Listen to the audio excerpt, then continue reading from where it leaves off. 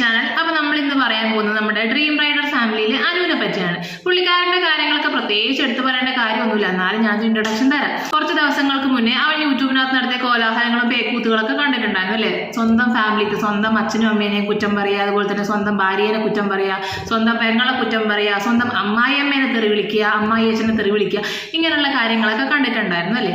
ആ സമയത്തൊക്കെ ഇവൻ പറഞ്ഞിട്ടുണ്ടായിരുന്നു, ഇവന്റെ അച്ഛനും അമ്മയും പെങ്ങളും കാരണമാണ് ഞാൻ ആത്മഹത്യ ചെയ്യാൻ പോകുന്നത്. എന്റെ അച്ഛനും എന്റെ അമ്മയും എന്റെ സഹോദരനും കൂടിയാണ് എന്റെ ജീവിതം തൊലച്ചത്, ദൈവമേ എനിക്ക് ആരുമില്ല എന്നൊക്കെ പറഞ്ഞ് നെഞ്ചത്തടിച്ച് കരയുന്ന വീഡിയോസ് ഒക്കെ ഇവൻ യൂട്യൂബിനകത്ത് അപ്ലോഡ് ചെയ്തിട്ടുണ്ടായിരുന്നു. നല്ല ഹെവി റീച്ചും ആയിരുന്നു. അല്ലെങ്കിലും എന്റെ ഫാമിലിയിൽ എന്ത് നടക്കുന്നു എന്ന് അറിയാൻ വേണ്ടി മലയാളികൾക്ക് പ്രത്യേക താല്പര്യമാണല്ലോ അല്ലെ?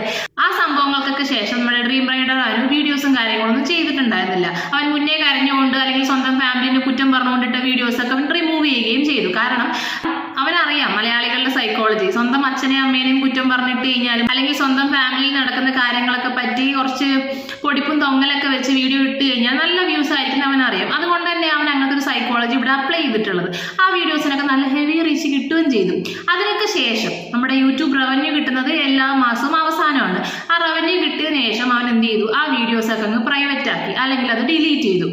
അതിനുശേഷം അവൻ വീഡിയോസും കാര്യങ്ങളൊന്നും കുറച്ച് ദിവസത്തേക്ക് ഇട്ടിട്ടുണ്ടായിരുന്നില്ല. അപ്പൊ എല്ലാവരും വിചാരിച്ചു എന്താ അവന് നന്നായി. പിന്നെ ഒരു വീഡിയോ ഇട്ടിട്ടുണ്ടായിരുന്നു, അവൻ ഏതോ ഒരു ഡി അഡിക്ഷൻ സെന്ററിൽ എങ്ങാനാന്ന് തോന്നുന്നു. കാരണം പുള്ളി നന്നായിട്ട് മദ്യപിക്കുന്ന ഒരാളാണ്. മേ ബി വീട്ടുകാരോ അല്ലെങ്കിൽ അനുവിന്റെ വീട്ടുകാരെങ്ങാനും ഡി അഡിക്ഷൻ സെന്ററിൽ കൊണ്ടാക്കിയിട്ടുള്ളതാവാം. അന്നൊക്കെ ഒരുമാതിരി കള്ളു കുടിച്ച് ലക്കും ലഗാലും ഇല്ലാതെ അവൻ പറയുന്ന അവന് തന്നെ അറിയുന്നില്ല എന്താണ് പറയുന്നത്. അങ്ങനെ ഭയങ്കര സൗണ്ട് ഒന്നും ഇല്ലാത്തൊരു വീഡിയോസും കാര്യങ്ങളൊക്കെ ഇട്ടിട്ടുണ്ടായിരുന്നു, കുറെ വിഷമങ്ങളും കാര്യങ്ങളൊക്കെ പറഞ്ഞിട്ടുള്ളത്.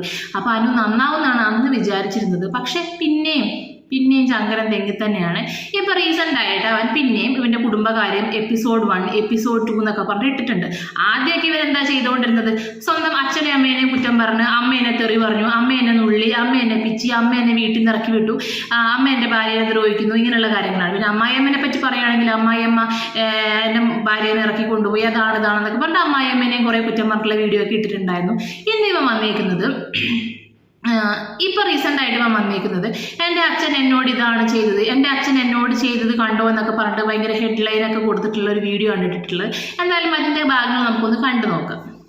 എനിക്ക് എന്തെങ്കിലും വാങ്ങി തന്നില്ലല്ലോ എന്നുള്ളൊരു വിഷമം എനിക്ക് എപ്പോഴും ഉണ്ട്. കാരണം ഒരു നല്ലൊരു വാച്ച് പോലും എനിക്ക് അച്ഛൻ വാങ്ങിച്ചു തന്നിട്ടില്ല. അതൊക്കെ നിനക്ക് വാങ്ങിച്ചുകൂടെ എന്ന് വെച്ചാൽ ഞാൻ തന്നെയാണ് വാങ്ങിച്ചിട്ടുള്ളത്. എനിക്കുണ്ടായിരുന്ന ബൈക്കായാലും എനിക്കുണ്ടായിരുന്ന കാറായാലും ഒരു മാസത്തെ ഫിനാൻസ് പോലും അടയ്ക്കാൻ വേണ്ടിയിട്ട് അവരാരും തന്നിട്ടില്ല. ഞാൻ തന്നെയാണ് വാങ്ങിച്ചിട്ടുള്ളത്. ചെയിൻ വാങ്ങിച്ചിടണമെന്ന് ആഗ്രഹമുണ്ട്. അപ്പം അതിൽ വിഷമം തോന്നുന്നത് എവിടെയെന്ന് വെച്ച് കഴിഞ്ഞാൽ നമ്മുടെ തരക്കാരുള്ള ഫ്രണ്ട്സിനൊക്കെ ഇതൊക്കെ അവരച്ഛനമ്മമാർ ബൈക്കും ഇപ്പോൾ ചെയിനാണെങ്കിലും ഒരു സൈക്കിളാണെങ്കിലും അങ്ങനെയൊക്കെ വാങ്ങിക്കൊടുക്കുമ്പോൾ നമ്മൾ ആഗ്രഹിക്കും നമ്മുടെ അച്ഛനമ്മയും നമുക്ക് ഇതൊന്നും വാങ്ങിച്ചു തരുന്നില്ലല്ലോ എന്നുള്ള അങ്ങനെയൊക്കെ വിഷമമൊക്കെ എപ്പോഴും ഉണ്ടായിട്ടുണ്ട്. പക്ഷെ എനിക്ക് എൻ്റെ അപ്പൂപ്പനാണ് 10ാം ക്ലാസ് സമയത്ത് വാച്ച് വാങ്ങിച്ചു തന്നു. അതല്ലാതെ ഒരു സൈക്കിൾ വാങ്ങാൻ വേണ്ടി എൻ്റെ അച്ഛൻ്റെ കയ്യിൽ ക്യാഷ് കൊടുത്തത് എൻ്റെ അപ്പൂപ്പനാണ്. അതായത് ക്യാഷ് കൊടുത്തിട്ട് ഏകദേശം 15 വർഷമായി. 15 വർഷം മുമ്പ് ഒരു 1000 രൂപയുടെ വാല്യൂ എത്രത്തോളം ഉണ്ടായിരിക്കും നിങ്ങൾ ആൾക്ക് 1500 രൂപ കൊടുത്തു കഴിഞ്ഞാൽ അന്നൊരു അടിപൊളി സൈക്കിൾ കിട്ടും. എന്നിട്ടൊരു ലേഡീസ് സൈക്കിളാണ് എനിക്ക് അച്ഛൻ വാങ്ങിച്ചു തന്നത്. അതിലൊക്കെ എനിക്ക് നല്ല വിഷമമുണ്ട്. ഇത് എന്താ പറയുക, അപ്പൂപ്പനൊക്കെ അതിലൊക്കെ ഒരു പരിധി വരെ ഇടപെടാൻ പറ്റും. അപ്പൂപ്പനാണ് എന്നെ കുഞ്ഞിലേക്ക് കൊണ്ടുവരുന്ന എല്ലാ സ്ഥലങ്ങളും കാണിക്കുന്നത്.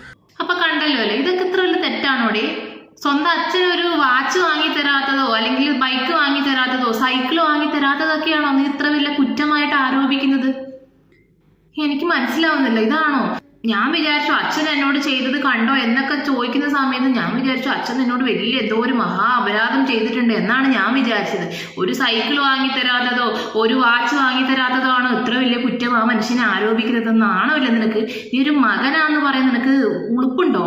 അനു, എനിക്ക് അറിയാൻ പാടില്ല എന്ന് ചോദിക്കുകയാണ്. നമുക്ക് എല്ലാവർക്കും അറിയാം, നമ്മുടെയൊക്കെ കാലത്ത് ഇപ്പൊ ഉള്ള കാലമല്ല, ഒരു 10 വർഷം അല്ലെങ്കിൽ ഒരു 15 വർഷം ബാക്കോട്ട് ചിന്തിക്കുകയാണെങ്കിൽ ഇന്നത്തെ ഒരു അവസ്ഥയായിരുന്നില്ല അന്നത്തെ കാലത്ത്. അന്നെന്ന് വെച്ച് കഴിഞ്ഞാൽ അന്നത്തെ അന്നത്തിന് വേണ്ടി കഷ്ടപ്പെടുന്ന അച്ഛനമ്മേനെ നമുക്ക് കാണാൻ കഴിയുക അല്ലെ? ആ ഒരു കാലഘട്ടത്തിൽ ഇപ്പം വാച്ചും സൈക്കിളൊക്കെ ഉള്ള കുട്ടികൾ ഉണ്ടായിരിക്കാം, പക്ഷെ എല്ലാവർക്കും ഒന്നും അത് വാങ്ങിക്കാൻ പറ്റുന്ന ഒരു സ്ഥിതിഗതികളൊന്നും ആയിരുന്നില്ല. ഒരു 15 വർഷം ബാക്കോട്ട് അല്ലെങ്കിൽ ഒരു 20 വർഷം ബാക്കോട്ട് പോയി നോക്കിക്കഴിഞ്ഞാൽ അല്ലെ, ഈ വീഡിയോ കാണുന്ന ഓരോരുത്തർക്കും ഒന്ന് ജസ്റ്റ് ചിന്തിച്ചാൽ മനസ്സിലാവും. സ്വന്തം കുട്ടിക്കാലത്തിലേക്ക് ചിന്തിച്ചു കഴിഞ്ഞാൽ മനസ്സിലാവും നമ്മുടെ അച്ഛനമ്മമാരൊക്കെ എന്തോരം കഷ്ടപ്പെട്ടാണ് നമ്മളെ വളർത്തിയിട്ടുണ്ടാവുക. അന്ന് നമുക്ക് അന്നത്തെ അന്നം കിട്ടുന്നത് അല്ലെങ്കിൽ അന്നത്തെ ഒരു ഭക്ഷണം കിട്ടുന്നതിന് ഏറ്റവും വലിയ കാര്യമാണ്. എല്ലാ ദിവസവും സ്കൂളിൽ പോകാൻ പറ്റുക, അല്ലെങ്കിൽ എല്ലാ ദിവസവും നല്ല രീതിയിൽ വയറുനിറച്ച് ആഹാരം കഴിക്കാൻ പറ്റുക, നല്ല രീതിയിൽ പഠിക്കാൻ പറ്റുക, അത് തന്നെയാണ് അന്നത്തെ ഏറ്റവും വലിയ കാര്യം. നിന്നെന്തായാലും പട്ടിണിക്കൊന്നും ഇട്ടിട്ടില്ല തന്നില്ലല്ലോ. ഒരു സൈക്കിൾ വാങ്ങി തരാത്തല്ല നീ ഇത്ര വലിയ കുറ്റമായിട്ട് നിന്റെ അച്ഛനെയും അമ്മേനെ ആരോപിക്കുന്നത്. നാണമുണ്ടോ അനു? ഈ നമുക്ക് ബാക്കിയുള്ള കാര്യങ്ങൾ കൂടി കാണാം.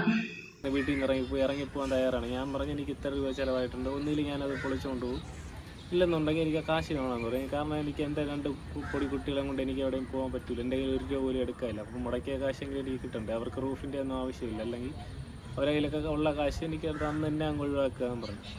അപ്പോൾ 2 ഓപ്ഷനാണ് ഉണ്ടായിരുന്നത് അവിടെ. ഒന്നുകിൽ ഈ വീട് എൻ്റെ ആരെങ്കിലും പേരിൽ എഴുതുക. അപ്പോൾ ഞാൻ പറഞ്ഞു എനിക്ക് വേണ്ട, എൻ്റെ പേരിൽ എഴുതണ്ട, എൻ്റെ 2ാമത്തെ ആളുണ്ട് നമ്മുടെ നന്ദുമ്മയുടെ പേരിൽ എഴുതി വയ്ക്കാൻ പറഞ്ഞു. ഇല്ലെന്നുണ്ടെങ്കിൽ എനിക്ക് കാശ് വേണമെന്ന് പറഞ്ഞു. അപ്പോൾ പിന്നെ ഡിസ്കഷനായി. പറഞ്ഞു ഒരു കോള് വന്നു, അങ്ങനെയാണ് ചേഞ്ചായി, ആൾ ചേഞ്ചായി. എന്നിട്ട് പറഞ്ഞു അപ്പം ഞാൻ അവനിവിടെ നിന്ന് ഒന്നും എഴുതരില്ല, അപ്പനും അമ്മയും കൂടെ വാങ്ങിച്ചു കൊടുത്ത സ്ഥലമാണ്, സോ മകനെ തരില്ല. ഓക്കെ, അന്ന് ഇവന്റെ ഈ കുടുംബ പ്രശ്നങ്ങളൊക്കെ നടക്കുന്ന സമയത്ത് അത് പരിഹരിക്കാൻ വേണ്ടിയിട്ട് ചിന്നുവിന്റെ വീട്ടുകാരും ഇവന്റെ ബന്ധുക്കളും കാര്യങ്ങളൊക്കെ വന്നിട്ടുണ്ടായിരുന്നു. അന്ന് ഇവൻ പറഞ്ഞത് ഒന്നില്ലെങ്കിൽ വീട് ഇവന്റെ പേരിലേക്ക് എഴുതി കൊടുക്കണം. വീട് ഇവന്റെ പേരിലേക്ക് വേണമെന്നില്ല, ഇവന്റെ ഇളയൊരു കുട്ടിയുണ്ട്, ഇളയ പെൺകുട്ടീന്റെ പേരിൽ എഴുതി കൊടുത്താലും മതി. അത് എന്ത് കാര്യമാണുള്ളത്? നീ എന്തിനാണ് ഇപ്പൊ തന്നെ വീട് നിന്റെ പേരിലേക്ക് എഴുതി തരണം എന്നൊക്കെ പറഞ്ഞ് എനിക്ക് മനസ്സിലാവുന്നില്ല. കാരണം ഇവന്റെ അച്ഛനും അമ്മയ്ക്കും നമുക്ക് നോക്കിക്കഴിഞ്ഞാൽ മനസ്സിലാവും വലിയ പ്രായമായിട്ടുള്ള ആൾക്കാരൊന്നുമില്ല. ഒരു മാക്സിമം ഒരു 50-55 വയസ്സായിട്ടുള്ള അച്ഛനും അമ്മയാണ്. അവർക്ക് ഇനിയും ഒരുപാട് കാലം ജീവിക്കാനല്ലേ. പ്രത്യേകിച്ച് നിന്നെ പോലെ കള്ളു കുടിച്ച് സ്വന്തം ജോലിയും കൂലിയും ഒന്നുമില്ലാതെ ചുമ്മാ നാട്ടുകാരെയും വീട്ടുകാരെയും ബന്ധുക്കളെയും അമ്മായിയമ്മനെയൊക്കെ കുറ്റം പറഞ്ഞ് വീഡിയോ ചെയ്ത് നടക്കുന്ന നിന്റെ പേര് എഴുതി തരണമെന്ന് നീ പറയുന്നില്ലേ? എന്ത് ലോജിക്കാനുള്ളത്? അവരങ്ങനെ ചെയ്യാതിരിക്കുന്നതാണ് ഏറ്റവും നല്ല കാര്യം. ചെയ്തിട്ടുണ്ടെങ്കിൽ അതൊരു ആന മണ്ടത്തരായിട്ടേ ഞാൻ പറയുള്ളൂ. കാരണം നീ എന്തായാലും ഭാവിയിൽ അവരെ നോക്കാൻ പോകുന്നില്ല. ഇങ്ങനെ നടക്കുന്ന ഒരുത്തൻ അല്ല, ഈ കാണുന്ന ഓരോരുത്തർക്കും മനസ്സിലാവുന്നുണ്ടാവും ഇവന്റെ സ്വഭാവം എന്താണ്. അപ്പൊ ഇങ്ങനെ നടക്കുന്ന ഒരുത്തിന് ആകെയുള്ള വീടും പറമ്പും ഇവന്റെ പേരിൽ എഴുതി കൊടുത്തു കഴിഞ്ഞാൽ എന്തായിരിക്കും നടക്കുക എന്ന് ചിന്തിച്ചാൽ മനസ്സിലാവുന്നേ ഉള്ളൂ അല്ലേ? അപ്പൊ ആ അച്ഛനും അമ്മയും എന്തായാലും ബുദ്ധിപൂർവ്വമാണ് പ്രവർത്തിച്ചത്. നിനക്ക് വീടും സ്ഥലവും എഴുതി തരാതിരുന്നത് ഏറ്റവും നല്ലൊരു കാര്യമാണെന്ന് ഞാൻ പറയുള്ളൂ. ഇനി നമുക്ക് ബാക്കി കാര്യങ്ങളോട് കണ്ടുനോക്കാം. എൻ്റെ ചെലവിലുള്ള സാധനങ്ങൾ അതൊക്കെ അവരപ്പോഴാണ് മനസ്സിലാക്കിയത്. ഇതൊക്കെ ഇതിൽ കർമ്മ എന്ന് പറഞ്ഞിട്ടൊരു സാധനമുണ്ട്. അതിപ്പോൾ ഞാനായാലും നിങ്ങളിൽ ഒരാളാണെങ്കിൽ അനുഭവിച്ചേ പറ്റുള്ളൂ. അതെ, കർമ്മ എന്ന് പറയുന്നൊരു സാധനം ഉണ്ട്. അത് എല്ലാവർക്കും ബാധകമാണ്. നിനക്കും ബാധകമാണ്, നിന്റെ മക്കൾക്കും ബാധകമാണ്, നിന്റെ അച്ഛനും അമ്മയ്ക്കും എല്ലാവർക്കും ബാധകമാണ്. നീ ഇപ്പം ഈ ഇരുന്ന് വീഡിയോ ചെയ്യുന്നുണ്ടല്ലോ, നിന്റെ അച്ഛനെയും അമ്മേനെയും എല്ലാവരെയും കുറ്റം പറഞ്ഞു. അച്ഛൻ എനിക്ക് അത് ചെയ്തു തന്നില്ല, അച്ഛൻ എനിക്ക് ഇത് ചെയ്തു തന്നില്ല, അച്ഛൻ എനിക്ക് വാച്ച് വാങ്ങി തന്നില്ല, അച്ഛൻ എനിക്ക് സൈക്കിൾ വാങ്ങി തന്നില്ല എന്നൊക്കെ പറഞ്ഞ് നീ ഇപ്പം ചെയ്യുന്ന വീഡിയോസ് ഉണ്ടല്ലോ, ഇത് നാളെ മറ്റന്നാൾ നിന്റെ മക്കൾ വലുതായി കഴിയുമ്പോൾ ചിലപ്പോൾ യൂട്യൂബൊന്നും ആയിരിക്കില്ല, അന്ന് വേറെ എന്തെങ്കിലും വലിയ ഹെവി ആയിട്ടുള്ള പ്ലാറ്റ്ഫോമുകളായിരിക്കും അന്നുണ്ടാവുക. അന്ന് അവർ വന്നിട്ട് നിന്നെ ഇതുപോലെ പറയുമ്പോൾ മാത്രമേ നിനക്ക് ആ വിഷമം മനസ്സിലാവുള്ളൂ. ഇന്ന് നിന്റെ അച്ഛനും അമ്മയും അനുഭവിക്കുന്ന വിഷമം എന്താണെന്ന് നിനക്ക് അന്ന് മനസ്സിലാവും. ചിലപ്പോൾ അന്ന് നിന്റെ മക്കൾ എങ്ങനെയായിരിക്കും വന്നിട്ട് പറയുണ്ടാവുക, എൻ്റെ അച്ഛനും അമ്മയും, എൻ്റെ അച്ഛൻ പ്രത്യേകിച്ച് ആയ കാലത്ത് ഞങ്ങളെ തിരിഞ്ഞു നോക്കിയിട്ടില്ല, എല്ലാ ദിവസവും കുടിച്ച് കൂത്താടി വീട്ടിൽ വരുന്ന അച്ഛനെയായിരുന്നു ഞങ്ങൾക്ക് കാണാൻ കഴിയുന്നുണ്ടാവുക. അച്ഛൻ എപ്പോഴും ഗ്രാൻഡ് പാരൻസുമായിട്ട് വഴക്കുണ്ടാക്കുമായിരുന്നു, എപ്പോഴും ഗ്രാൻഡ് പാരൻസിന്റെ കുറ്റം പറഞ്ഞുകൊണ്ട് അച്ഛൻ എന്ന് പറഞ്ഞൊരു പ്ലാറ്റ്ഫോം അന്ന് ഉണ്ടായിരുന്നു. അച്ഛൻ എപ്പോഴും അതിൽ ഗ്രാൻഡ് പാരൻസിനെയും അമ്മേൻ്റെ വീട്ടുകാരെയും എല്ലാവരെയും കുറ്റം പറഞ്ഞുകൊണ്ട് അന്ന് അതിനകത്ത് വീഡിയോ ഇടുമായിരുന്നു. ഫ്രണ്ട്സ് അല്ലെങ്കിൽ ഗൈസ് എന്ന് പറഞ്ഞുകൊണ്ട് അവരും ഭാവിയിൽ ഒരു വീഡിയോ ചെയ്തേക്കാം. ദിവസം പോലും ഞങ്ങൾക്കും ഞങ്ങളുടെ അമ്മയ്ക്കും കണ്ണുനീർ തോരാത്തൊരു ദിവസം ഉണ്ടായിട്ടില്ല എന്നും അവർ വീഡിയോയിൽ പറഞ്ഞേക്കാം. അങ്ങനെ നിന്റെ മക്കൾ നാളെ നിന്നെപ്പറ്റി ഇതുപോലെ യൂട്യൂബ് തന്നെ ആവണമെന്നില്ല, മറ്റേതെങ്കിലും പ്ലാറ്റ്ഫോമുകളിൽ വന്നിട്ട് പറയുമ്പോൾ മാത്രമേ നിനക്ക് ഇന്ന് നിന്റെ അച്ഛനോ അമ്മ അനുഭവിക്കുന്ന വേദന അല്ലെങ്കിൽ വിഷമം എന്താണെന്ന് നിനക്ക് മനസ്സിലാവത്തുള്ളൂ. ഓക്കെ, അപ്പൊ ഇത്രയും കാര്യങ്ങളൊക്കെ അവൻ പറഞ്ഞിട്ടും ഇന്ന് വേറൊരു വീഡിയോ ആയിട്ട് വന്നിട്ടുണ്ട്. നമുക്ക് ആ വീഡിയോ കൂടി കണ്ടു നോക്കാം. മാത്രം അച്ഛനെ ചതിക്കുമല്ലേ? അച്ഛനോടെയാണ് എല്ലാം നടക്കും. ഞാനും അച്ഛനും തമ്മിൽ എങ്ങനെ നമ്മളെ അച്ഛൻ ചില വീരഭദ്രൻ ചില സമയം മാത്രം അച്ഛനെ ചതിക്കുമല്ലേ? അച്ഛൻ അതെല്ലാം മതിയാക്കി ഓണത്തോടെ മതിയാക്കി. അച്ഛനെ ഇന്നാളത്ത് സത്യം പറഞ്ഞാൽ കുറെ ദിവസം ഹാപ്പി ആയിട്ട് കാണുന്നു. അച്ഛനെ കാണാൻ പോയേക്കാണ് മോൻ. കുറച്ച് ദിവസത്തെ ലക്കും ലഗാലും ഇല്ലാത്ത കളികൾക്കൊക്കെ ശേഷം ഇന്ന് കുറച്ച് ബോധം വന്നിട്ടുണ്ടെന്ന് തോന്നുന്നു. ഇല്ലെങ്കിൽ ഇതും അഭിനയമാണോ എന്ന് അറിയാൻ പറ്റത്തില്ല. ഇവന്റെ കാര്യമുണ്ട്, അഭിനയം ഏതാണ് അല്ലെങ്കിൽ റിയാലിറ്റി ഏതാണോ ഒന്നും പറയാൻ പറ്റത്തില്ല. അപ്പൊ അച്ഛനെ കാണാൻ പോയിട്ടുണ്ട്. പാവ അച്ഛനായതുകൊണ്ട്, ആ അച്ഛനായതുകൊണ്ടാണ് നിന്നെ ഇപ്പം വീട്ടിൽ കയറ്റി ഇരുത്തിയേക്കുന്നതെന്ന് ഞാൻ പറയുള്ളൂ. കാരണം അത്രയും കുറ്റം പറഞ്ഞിട്ടേക്കുന്നുണ്ട്. അത്രയും നാട്ടുകാരുടെ മുന്നിലും കേരളക്കാരുടെ മുന്നിലും മൊത്തം നീ അച്ഛനെ അമ്മനെ അപമാനിച്ചിട്ടുണ്ടല്ലേ. അവരുടെ പറ്റി കുറ്റം പറഞ്ഞു, അവരെ പറ്റി തെറി പറഞ്ഞു ഒക്കെ നീ വീഡിയോ ചെയ്തിട്ടുണ്ട്. അതുകൊണ്ട് ആ അച്ഛനും അമ്മയും ആയതുകൊണ്ടാണ് നിന്നെ ഇപ്പം ഈ വീട്ടിൽ കയറ്റിയെന്ന് ഞാൻ പറയത്തുള്ളൂ. ഞങ്ങളുടെയൊക്കെ അച്ഛനും അമ്മയാണെങ്കിൽ കയറ്റത്തില്ല, ഇറങ്ങി പോടാ അല്ലെങ്കിൽ ഇറങ്ങി പോടിയെന്നേ പറയത്തുള്ളൂ. അവർക്ക് അത്രയും സ്നേഹമുണ്ട്. സ്വന്തം മോനായതുകൊണ്ട് മാത്രമാണ് നിന്നെ ഇപ്പം വീട്ടിൽ കയറ്റിയേക്കുന്നത്. അത് നീ ഓർത്താക്കൊള്ളാം. ഇനിയെങ്കിലും നന്നായി പണിയെടുത്ത് ജീവിക്കടാ. സ്വന്തം ഭാര്യേനെയും മക്കളെയും പണിയെടുത്ത് പോറ്റാൻ നോക്കുക, അല്ലാതെ യൂട്യൂബിൽ കുറേ കരഞ്ഞു മെഴുകി. പണ്ടുണ്ടായ കാലമൊക്കെ പോയി, ഇതൊക്കെ ഒരു ലക്കാണ്. ഇപ്പോൾ എല്ലാ കാലത്തും എല്ലാവർക്കും ഒരുപോലെ പണക്കാരായി നിൽക്കാൻ പറ്റുമൊന്നുമില്ല. അതിൽ ഏറ്റക്കുറച്ചിലുകളൊക്കെ ഉണ്ടാവും. അത് തന്നെയാണ് നിനക്ക് സംഭവിച്ചത്. യൂട്യൂബ് എന്ന് പറയുന്നത് ഒരിക്കലും ശാശ്വതമല്ല. നന്നായിട്ട് അധ്വാനിച്ച് പണിയെടുത്ത് ജീവിക്കുക, സ്വന്തമായിട്ടൊരു പണി ഉണ്ടാക്കുക ആദ്യം, എന്നിട്ട് നീ നാട്ടിലുള്ളവർക്കൊക്കെ പണി കൊടുക്കാൻ നടക്കുക. ഓക്കെ, അപ്പോൾ ഇത്രയൊക്കെ തന്നെ പറയാനുള്ളൂ. ഈ വീഡിയോ ഇഷ്ടപ്പെട്ട എല്ലാവരും ലൈക്ക് ചെയ്യുക, ഷെയർ ചെയ്യുക, സബ്സ്ക്രൈബ് ചെയ്യുക. അപ്പോൾ അടുത്തൊരു വീഡിയോ കാണുന്നവരെ ബൈ.